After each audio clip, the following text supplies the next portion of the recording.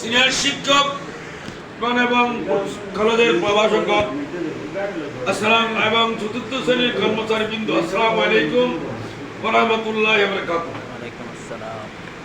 আমি কিছু বলা নেই, হঠাৎ করে আমি আমার আগামী আমার বিদায়ের সরকারি বিধি মোতাবেক তো আমি 25 তারিখ অব্যাহতি পত্র স্যারের হাতে হাতে দিয়ে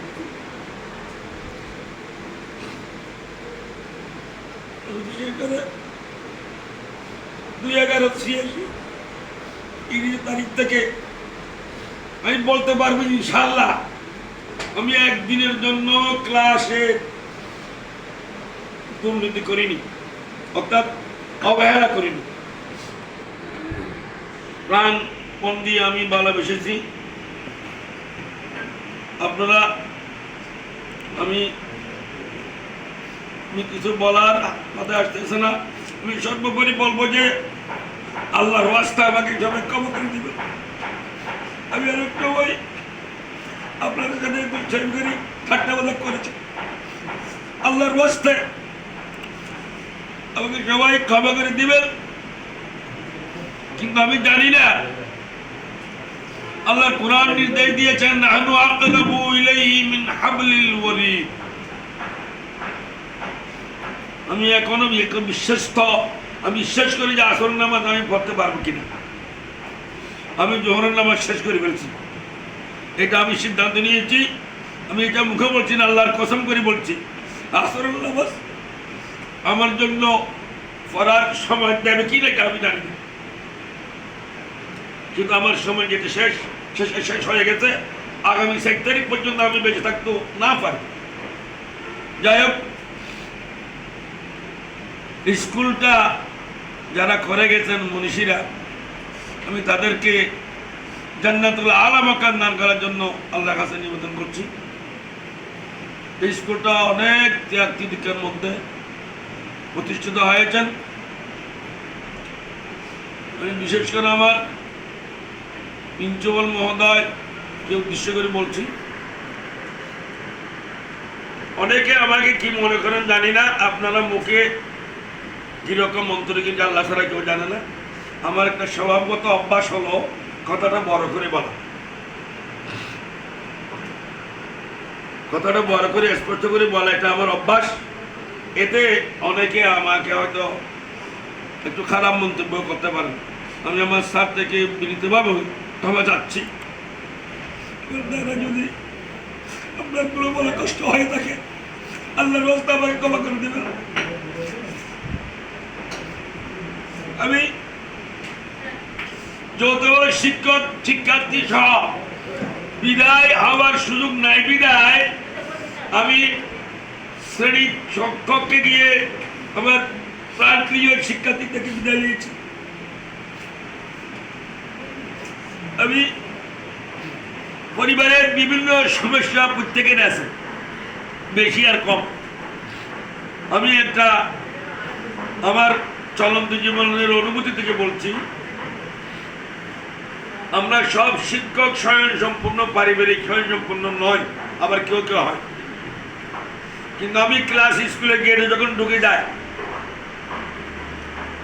আমার পারিবারিক যতই অসুবিধা হোক না কেন আমার মাথায় ওগুলো আর থাকে না। গতকাল আমার স্ত্রী অসুস্থ, সিএসসিএ নম্বর নিয়েছি, কিন্তু আমি বলছি যে না, আমি স্কুলে যেতে হবে, তুমি ছেলেকে নিয়ে যাও।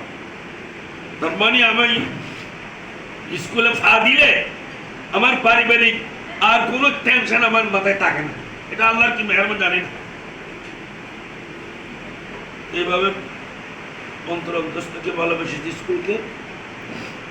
আমি আমার স্কুলের কর্ণধারকে বলবো, আপনার সুচিন্তিত চিন্তা চেতনায় সুষ্ঠু সুন্দর সুচারুভাবে স্কুলকে সামনের দিকে এগিয়ে আনার জন্য অনুরোধ করছি। আর আমি স্পষ্ট বলছি, আমার যা বলার অবর্তমানে বলছি না। আমি আমার স্যার আমাদের বয়সের থেকে প্রায় 20-22 বছর ছোট হলেও কিন্তু চেয়ারটা বড়। আমার জন্য উনি মুরব্বী, যেহেতু আমি চাকরির ক্ষেত্রে বয়সে যদি আমি মুরব্বী হই, কিন্তু কর্মক্ষেত্রে উনি আমার মুরব্বী। আমি স্যারকে বলবো, মনে করেন এক একজন এক এক পরামর্শ, সালা পরামর্শের মধ্যে আমরা কোনো অনুষ্ঠান দিলে অনুষ্ঠানের মধ্যে আমাদের গ্রাম্য ভাষায় ফানসাল্লা বলি, সালা পরামর্শের মধ্যে এক একজন একটা বলে, কিন্তু আমার একটা নীতি নির্ধারণ মাথায় থাকতে হবে। আমি আমার স্যারকে বলবো, স্যাররা আপনাকে যে যে কেন হোক না কেন, যে যে পরামর্শ দেখ না কেন, আপনি একটু সুচিন্তিত মতামত স্টাডি করবেন। ওই মতামতটা ব্যক্ত করার আগে কোন স্যার কি বলছেন, কোন সদস্য কি বলছেন, কোন অভিভাবক কি বলছেন, এটা স্টাডি করে একটা সিদ্ধান্ত আসার জন্য অনুরোধ করছি। না হয় ফট করে আমি একটা বললাম, এটা আপনি সিদ্ধান্ত নিয়ে ফেলেন, পরে দেখা গেল ওটা আপনার বিপরীতে চলে গেছে। যাই হোক, আমি এটা আবার স্যারকে একটা ক্ষমা করবেন, আমি যেটা আমার মাথায় এসে বলছি। আর সরকারি প্রধান শিক্ষক বাবুকে বলছি, আপনারা একে অপরের ওতপ্রোতভাবে জড়িয়ে থাকতে হবে। এই স্কুলটা যদি আমরা সামনের দিকে নিতে যাই, এগিয়ে নিতে যাই, তাহলে আপনার অভিভাবক, আপনারা প্রশাসনিক লোক, অতএব আপনারা একে অপরের মধ্যে যাতে দূরত্ব না থাকে, বিনীতভাবে অনুরোধ করছি স্কুলের সাথে। সুতরাং আমি অনেক সময় কর্কশ ভাষায় কথা বলেছি, প্রত্যেক স্যারকে বলছি, দয়া করে আমাকে আল্লাহর ওয়াস্তে ক্ষমা করে দেবে। হয়তো মানুষকে ক্ষমা না করলে আল্লাহ ক্ষমা করবে না। তো আমি আল্লাহর কাছে শুকরিয়া করছি। আমার মতো অনেক শিক্ষক মহোদয়গণ চাকরি শেষ করতে পারে নাই, আল্লাহর ডাক দিয়েছে, নিয়ে চলে গেছেন। আমি এখনো বলছি 7 দিন বাকি আছি। এই 4 দিন পর্যন্ত থাকতেও না পারি, আজকের জন্য আমি শুকরিয়া আদায় করছি। আল্লাহ যে আমাকে সুস্থ শরীরে পাঠদানের দায়িত্ব, স্কুলের কর্মকাণ্ডের সুষ্ঠু সুন্দর পরিচালনা করার জন্য আমি আল্লাহকে শুকরিয়া আদায় করছি। ফাদকুরুনি আযকুরুকুম ওয়াশকুরুলি ওয়ালা তাকফুরুন। আল্লাহ বলেছেন যে আমাকে শুকরিয়া আদায় করবে, আমি আল্লাহ তার শুকরিয়া আদায় করব। যাই হোক, দীর্ঘায়িত করছি না। আমি নতুন শিক্ষক মহোদয় যারা এসেছেন তাদের প্রতি অনুরোধ, শিক্ষা পাঠদানটা একটা সুষ্ঠু সুন্দর সুচারুভাবে গঠনমূলক করার জন্য অনুরোধ করছি। হয়তো এইটা ভাববেন না যে আমি চলে যাচ্ছি, সেজন্য আপনাদেরকে তো অনুরোধ সূচক একটা আবদার রাখছি স্কুলের উন্নতির জন্য। যাই হোক, সবাই ভালো থাকবেন, আমাকে দোয়া করবেন যে যাতে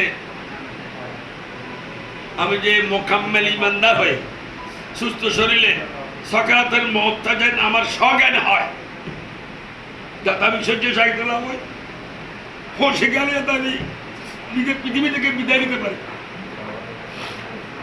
আমার মামা জনাব হাসানুজ্জামান সাহেব তো বিধি মোতাবেক বিদায় নিয়েছেন।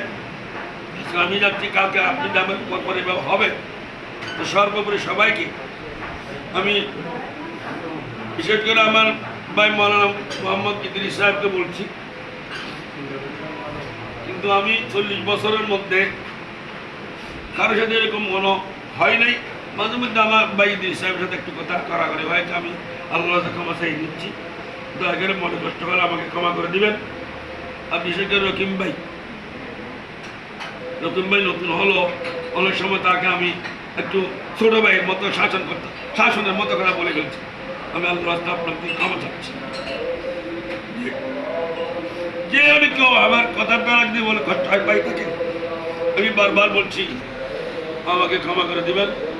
আমি আপনাদেরকে হাত জোরে আল্লাহর রাস্তা ক্ষমা করে দিয়েছি, দুষ্ট করেন নাই, তারপরেও মানুষের ক্ষমা করা এটা হলো নীতিগত একটা গুণ। আল্লাহ পাক রব্বুল আলামিন যাতে এই স্কুলকে, বিদ্যালয়কে সুষ্ঠু সুন্দর সুচারুভাবে পরিচালিত হয়, এবং মানুষ চলে গেল কিন্তু বিল্ডিংয়ের থাকবে, স্কুল থাকবে।